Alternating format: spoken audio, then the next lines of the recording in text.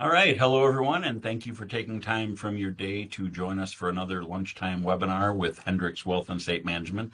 My name is Jim Madl. I'm a financial advisor here with the firm. I'm joined today by Daniel Leitner, who's based out of our Illinois office, and then Tom Anderson, who's based out of our Bradenton, Florida office. And today we're going to look at ways you can leverage your employee benefits to best suit you and your short and long-term needs. We often view benefits package from our employer as just a necessary HR form, but it can actually be one of the most powerful financial tools you have. It's not just about health insurance and will we choose the HMO or PPO plan. It's about the other benefits that may be available through your employer, and it's a huge component of your wealth, potentially worth an extra $15,000 to $30,000 annually if you use them properly. So the goal today isn't just to read through an employee handbook, it's to highlight 4 high impact areas where a small decision, like just checking the right box during open enrollment, can literally save you tens of thousands of dollars in taxes and dramatically accelerate your retirement savings. In the next 15 to 20 minutes or so, we're going to cover the tax-free money of retirement savings plans, like a 401k, the triple tax power of a health savings account, or better known as an HSA, and how to handle company stock incentives, and then also some of the essential protections on which you may be coming up short through benefits from your employer. So let's get started.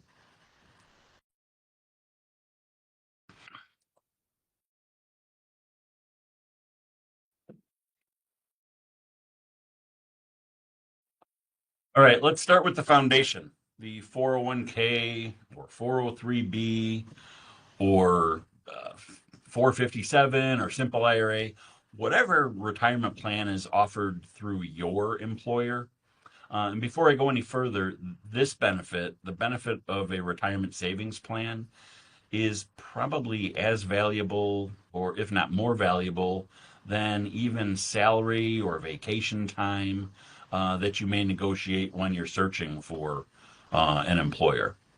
Most of the employer sponsored retirement plans, from here forth, I'm going to just refer to them simply as 401k plans, offer an employer match if you contribute to the plan. We call the employer match the free money because any employer match you receive is a 100% return on that portion of your investment. And a better deal than that anywhere in the market.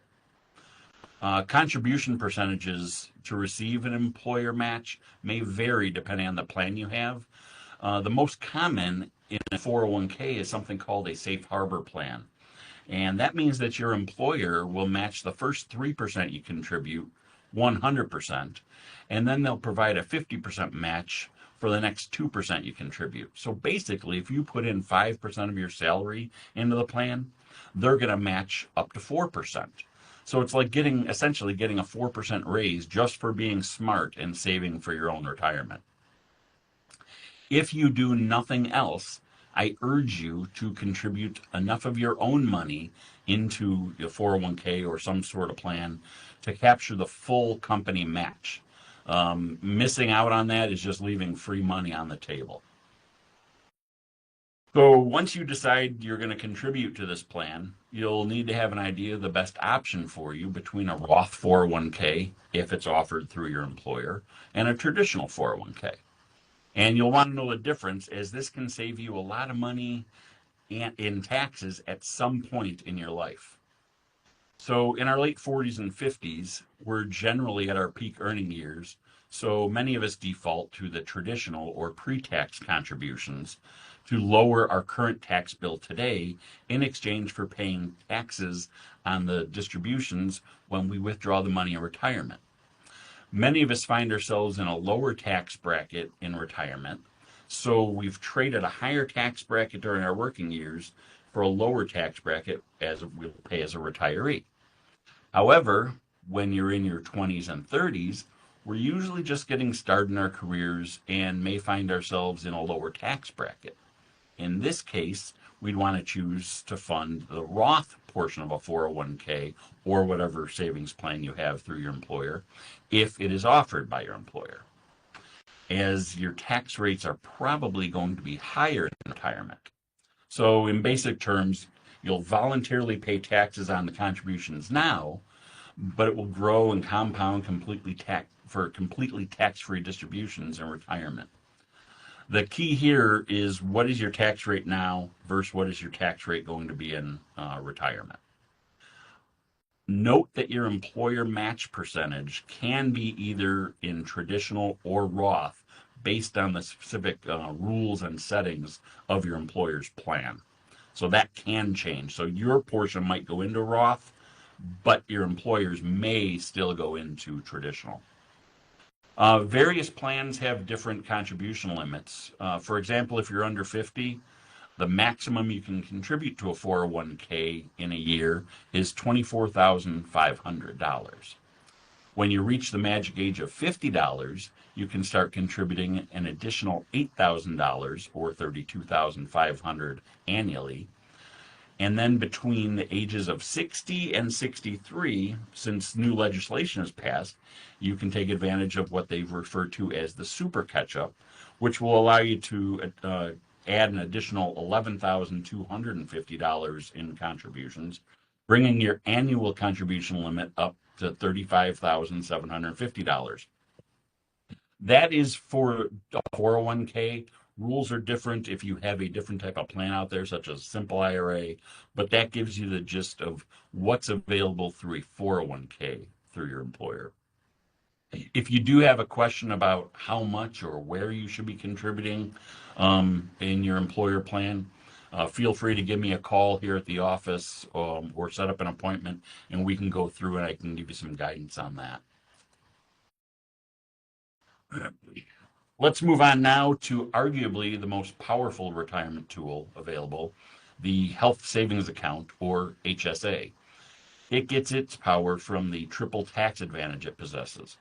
So, 1, contributions are tax deductible. 2, growth in the account is tax-free. And 3, withdrawals for qualified medical expenses are tax-free, a triple tax advantage. If you're eligible and have the financial ability, you should fully fund an HSA. For 2026, the HSA contribution limits are $4,400 if you're self-covered, or $8,750 if you're covering a family, with an additional $1,000 catch-up contribution allowed for those that are 55 and older. So the secret in the HSA is that after age 65, you can withdraw these funds penalty-free for any reason. So just like an IRA or 401k, and withdrawals are always tax-free if used for qualified healthcare purchases. If you use them for other purchases when you reach that age, they will be taxable at your income tax rate.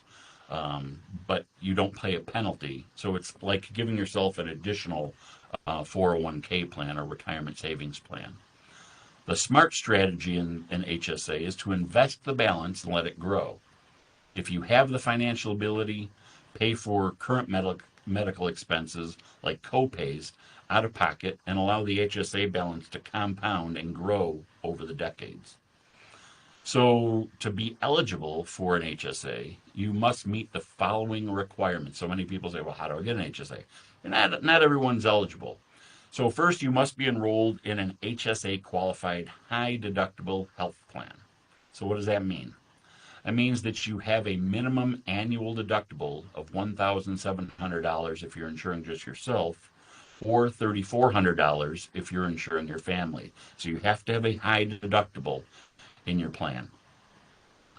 You can't already have a general purpose FSA or flex spending account, a health reimbursement account, which is also known as an HRA, or be on TRICARE or VA benefits. 3, you cannot be enrolled in Medicare. And 4th, you cannot be claimed as a dependent on another person's tax return. So those are the things you need to be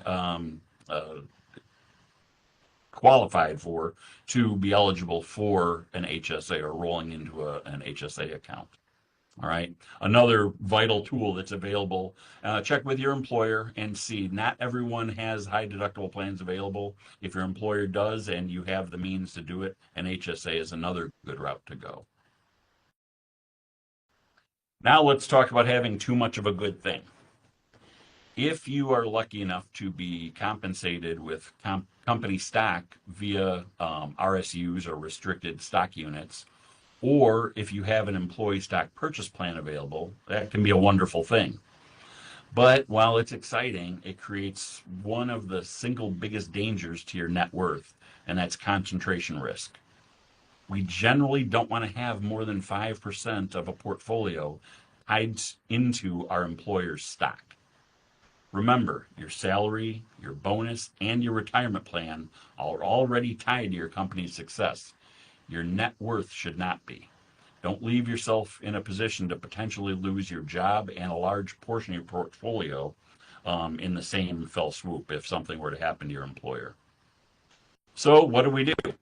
Well, if you have restricted stock units, those are taxed as ordinary income upon vesting.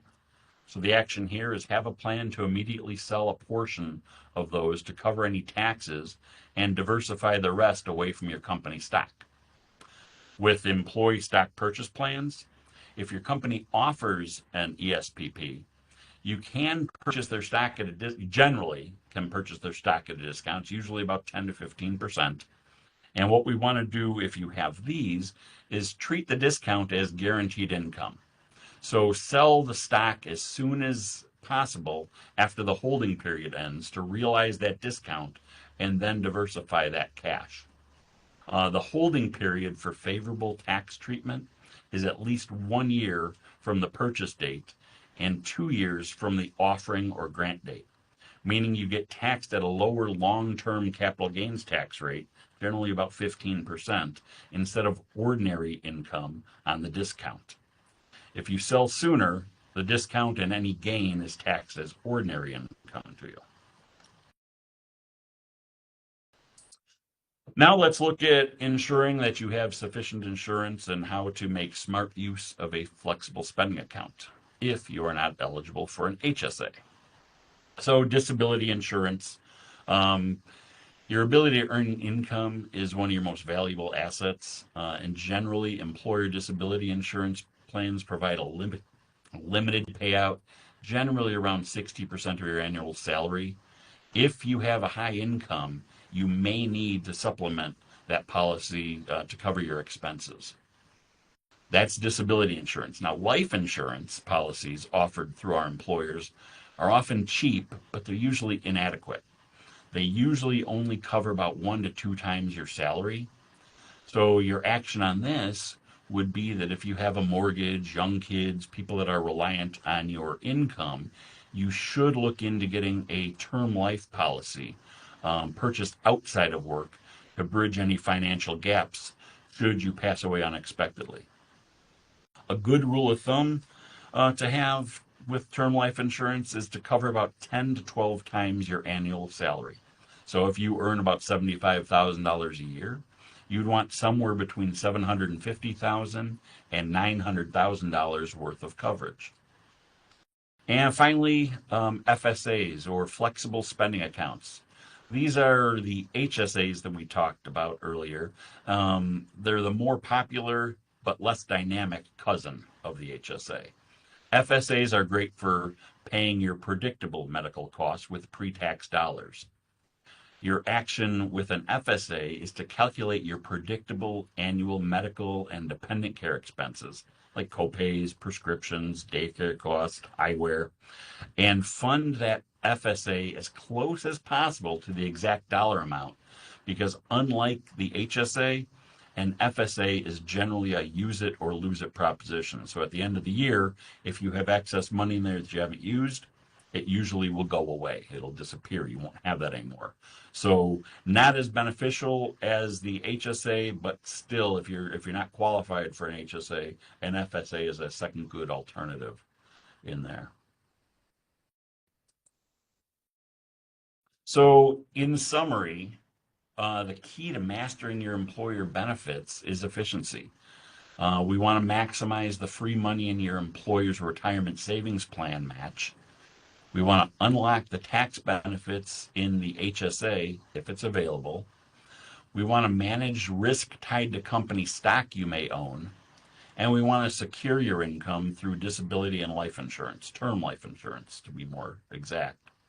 So your action item is simple. Pull out your current benefits enrollment sheet, review the areas we touched on today, and what I'd like to do is offer you a complimentary review. We can do a benefits review along with a retirement review where we can quickly review your current enrollment, identify one or two high leverage areas that that you can improve on before your next open enrollment period.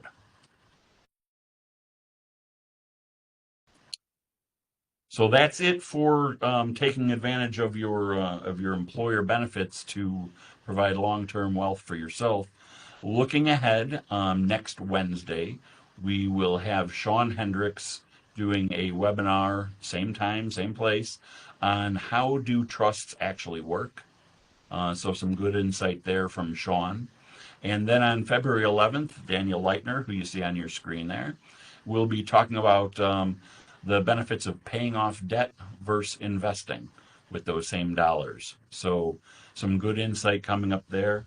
We're going to be having some Q&A coming up here. So if anyone has any questions, please type them in the Q&A box. And for future webinars, you can feel free to visit our website at hendrickswealth.com. And up at the top, you're going to see an events tab. You can click on that, and that'll show you any of the sessions we have coming up in the future. So let's see if we have any questions out there.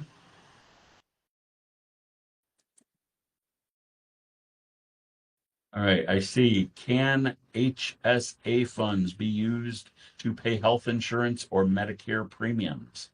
No, unfortunately, they cannot be used for that purpose. That is one thing they can't be used for. They can be used for a lot of things, but we can't pay our health insurance or our Medicare premiums via the HSA funds. So good question. Thank you. If there are any more, I will hold on for a moment.